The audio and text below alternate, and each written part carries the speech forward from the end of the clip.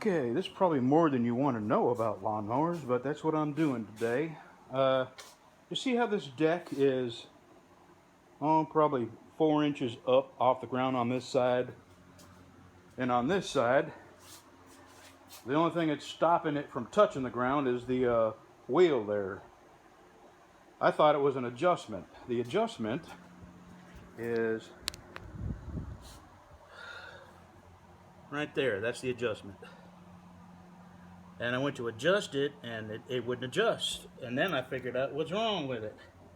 There's a cable right here.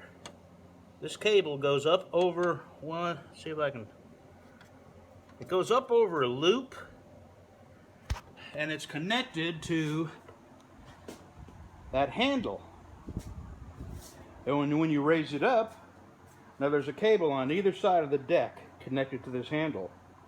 So when you raise it up, this side raises and that side doesn't. And I found out why. The cable is busted, and I just poked myself trying to feel around and see where the cable was busted. But no big deal. 14 years old. It's a very, very high stress area, and I'm surprised it's lasted this long. So got to order a cable.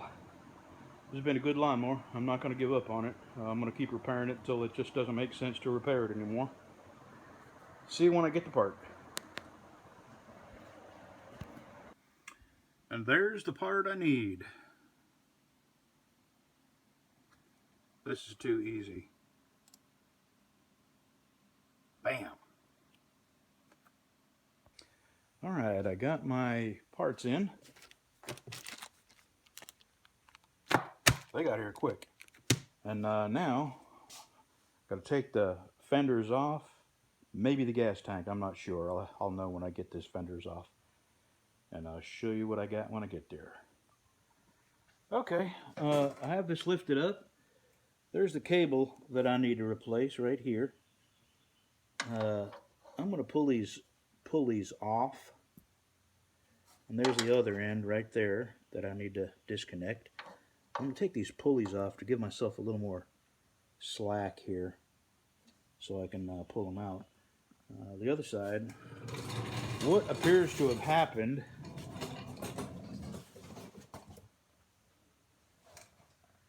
is this somehow came off of the pulley. You know what? No, I guess it's just a fluke. This did happen one other time, and I realized it, and I was able to put it back on. So when I put this back together, what I'm going to do is bend these tabs over a little bit to hold this on in the groove a little harder. So that's what's happened over the course of time, raising and lowering this without this being on this pulley back here has frayed it. So all this and you know, it hasn't been that long that I refilled this transmission. I had these fenders off and refilled this transmission, so this has only been like this for a couple of months. All right, let me get this off and get the new ones on there. Yep, that's exactly what happened.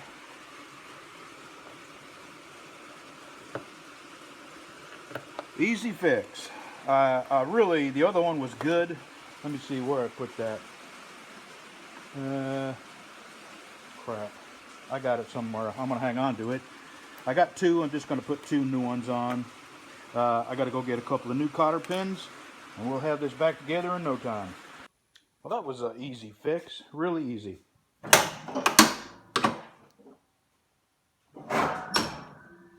Yep. And since my wife is going to be using this mower more than me, I had the other, this is a new seat, but since I had to replace the seat, I went ahead and lowered it to its normal position. I'm a tall guy, and this was not meant for tall folks, even though it's the biggest one they made at the time. I raised that seat up 4 inches and moved it back 4 inches. And I had to put a new seat on, and here's why. Those bolts had just gone clean through the seat. Rusted right through the pan. So, nice easy little fix, and I got 14 years out of them cables, and I would imagine I'll get 14 more years. Thanks for watching. Hey y'all, this is my Husqvarna string trimmer again. I had to pull everything off again to dig all that out. This is definitely the weak link of this trimmer, and I'm sure they all have this in common because there's just no way to avoid this, but it's a bit of a hassle when you're in the middle of using it.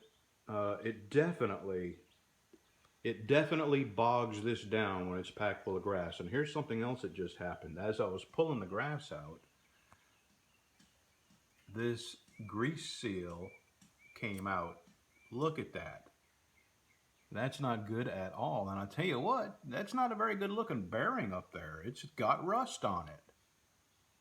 I'll tell you what, this is not good. I may have to replace that bearing with a good bearing. And geez, that's the weak link. Here's what I'm going to do. I'm going to pack it full of grease. What I'm going to do is take my air hose and blow that muck out of there. Maybe even hit it with some carburetor cleaner just to get some of the grit out of there. And I'm going to pack it full of grease, and I'm going to try to poke this grease seal back up there. If that doesn't work and this goes bad, well, I'll just replace the bearing, and I'll buy a good fag bearing or something like that. Alrighty, I just thought I'd show you. This has been a great piece of machinery, and it does have some minor drawbacks, and that is one of them. The constant need to do this. Not constant, but when you got to do it, it's never at an opportune time. And now the grease seal has come off the bearing. So, but I'm still happy with it. All right, I just sprayed it out with some carb cleaner. Still not very happy with this. I'm gonna go ahead and pack it full of grease because I need this right now, and if I can get it, through this job, and then in the fall when I don't need it through the winter, take it apart and put some good bearings in there, I'll do that. All right, let me pack that. I got my grease here. Let me go ahead and pack some grease up in there. Well, that's as good as it's gonna get for now. It's definitely mangled, and there's just no way to get it in there and have it stay in there. But maybe to hold together long enough for me to finish up what I'm doing out on that property, I'll get a new bearing in there. All right, Solar oven hot dogs. Still got a couple hours before sunrise, but they're frozen. I just got them wrapped up. Nice thing about cooking in the solar oven is, you just check on it a time or two and adjust that. All I do is just turn it this way because that's west and this is east, and I catch the morning sun, and then as it gets higher in the sky, I sort of aim it to the south, and I only got to check on it once or twice during the day, and then when I'm done for the day, I have a hot meal ready for me. Let's see, can you see that? All right, here we go. Woo-ha. 310 or 15. Let that cool down some before I pick it up. They ought to be done. Oh yeah, these are gourmet hot dogs. The finest buttholes, lips, tails, ears, and hooves known to man. Let's eat.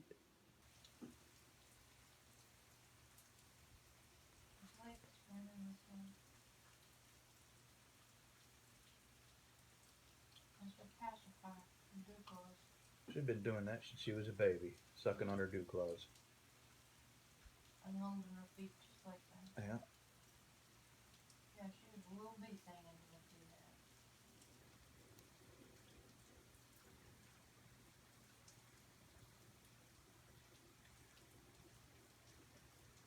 What is that noise? I hear it, but I have no idea what it is.